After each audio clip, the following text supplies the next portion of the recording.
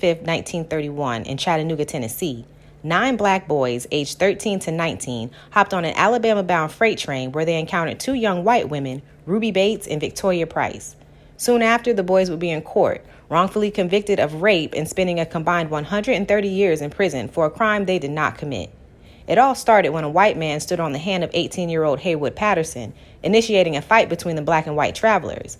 The defeated white kids spread word about what happened, and an angry armed mob of white men met the train in Paint Rock, Alabama, ready for lynchings.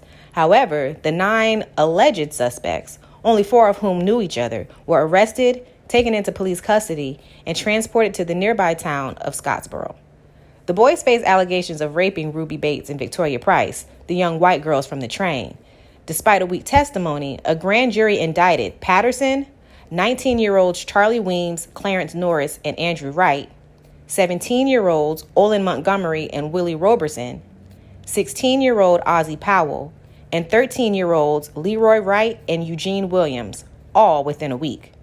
The boys were tried, convicted by an all-white jury, and sentenced to death. In June 1931, the boys won a stay of execution while the party's legal arm, the International Labor Defense, appealed the verdict. However, roughly a year after their arrest, the Alabama Supreme Court upheld convictions. Despite Bates recanting her testimony in Patterson's case, an all-white jury still convicted Patterson again and sentenced him to death. Judge James Horton overruled the jury and ordered a new trial, and apparently because of this ruling, was voted out of office the following year. During the summer of 1937, when 4 of the Scottsboro 9 were convicted again, another 4, Montgomery, Roberson, Williams, and Leroy Wright, were released after authorities dismissed rape charges against them. Many of the men had difficulty reclaiming their lives after the ordeal. Wright served in the Army, joined the Merchant Marine, then killed his wife and himself in 1959. Weems was paroled in 1943 after contracting tuberculosis. Norris was released in 1944, rearrested after violating the terms of his parole, and freed again in 1946, along with Powell, who was also released in 1946. During the second decade of the 21st century, the Alabama Board of Pardons and Paroles unanimously approved posthumous pardons for Andrew Wright, Patterson, and Weems, thus clearing the names of all 9.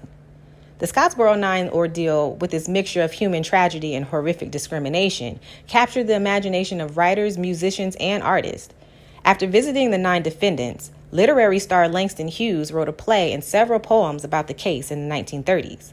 The case also inspired Harper Lee, who wrote the best-selling and Pulitzer Prize-winning novel To Kill a Mockingbird, published in 1960, and also happens to be my personal favorite novel.